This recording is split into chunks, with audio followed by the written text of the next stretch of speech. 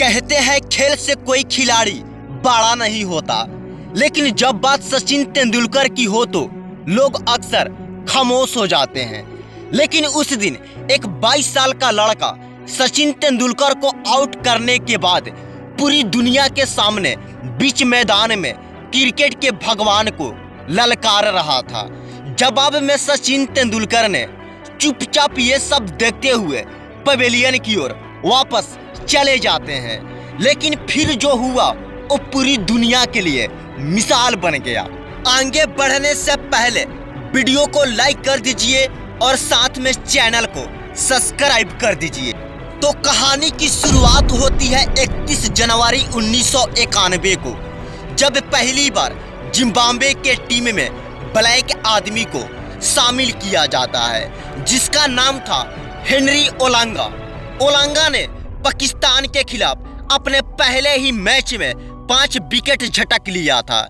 Zimbabwe को Olonga के रूप में एक तराजा हुआ गेंदबाज मिल गया था, लेकिन बीतते वक्त के साथ ओलांगा पर फिंगर का आरोप लगता है और सालों के लिए क्रिकेट से बैन कर दिया जाता है।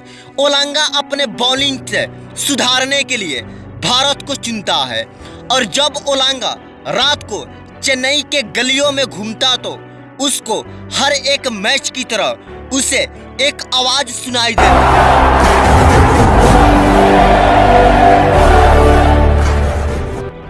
और ऐसे ही ओलांगा सचिन के आवाज सुनकर अपने बॉलिंग को सुधार कर जिम्बाब्वे वापस चला जाता है और फिर 1 साल बाद टीम में शामिल कर लिया जाता है।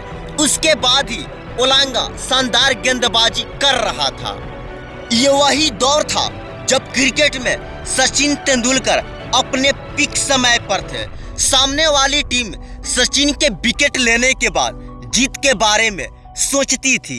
सचिन तेंदुलकर हर वो मुकाम हासिल कर चुके थे जिसको पाना हर खिलाड़ी को सपना होता था। सचिन का क्रिकेट में दबदबा हुआ करता था, ऐसे में हर कोई उनका विकेट लेना चाहता था और दुनिया में अपना रौब चलाना चाहता था।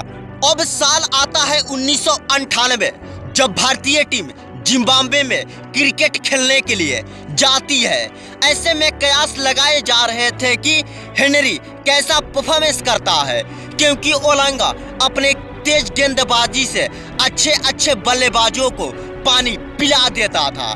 लेकिन वनडे सीरीज शुरू होने से ठीक पहले ही ओलांगा चोटिल हो जाता है और जिम्बाब्वे टीम में बहुत बुरी तरह से हार जाती है। ऐसे में चोटिल ओलांगा को टेस्ट सीरीज में शामिल किया जाता है।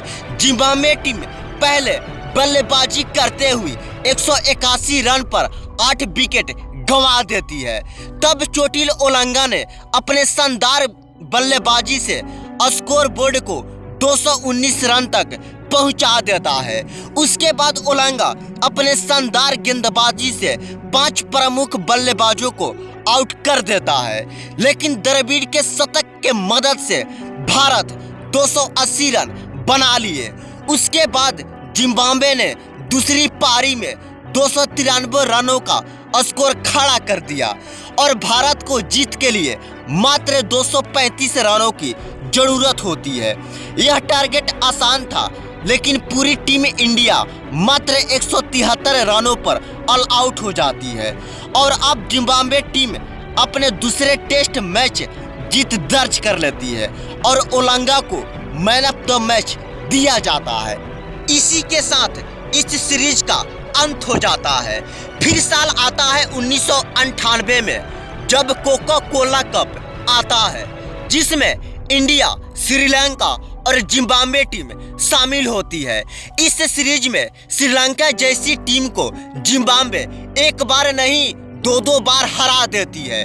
तो फाइनल मैच जिम्बाब्वे को भारतीय टीम से भिड़ना होता है, लेकिन इस टूर्नामेंट में एक लीग मैच बाकी था।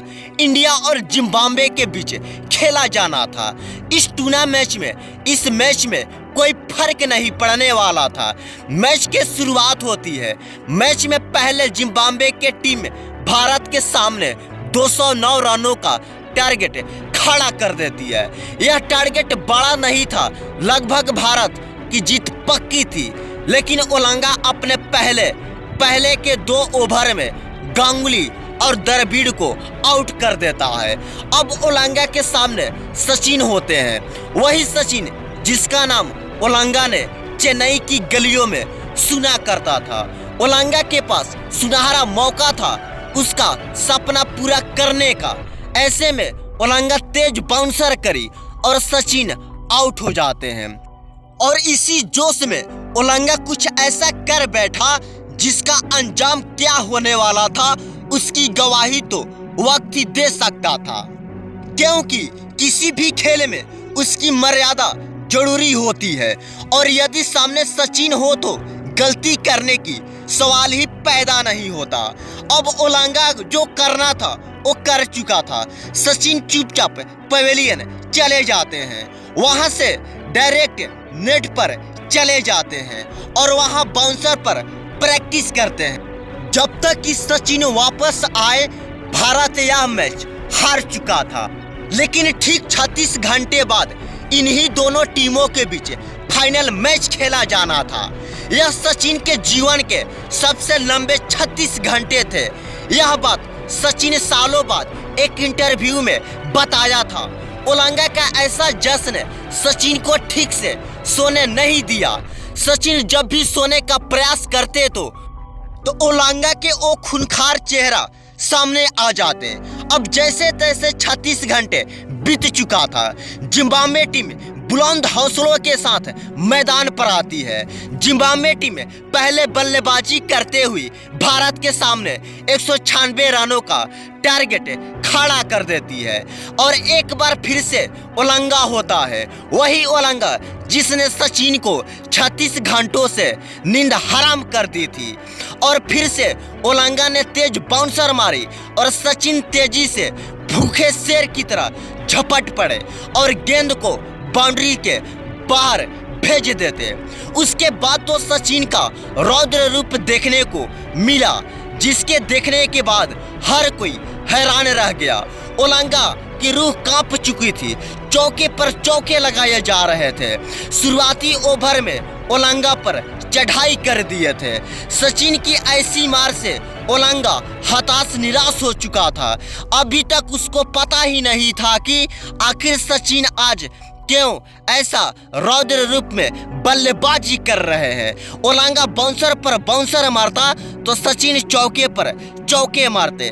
सचिन 36 घंटे का इंतजार खत्म करके अब ओलांगा को सालों का दर्द देने वाले थे और सचिन ने ओलांगा की ऐसी पिटाई किया कि ओलांगा को जिंदगी भर यह मैच याद रहा।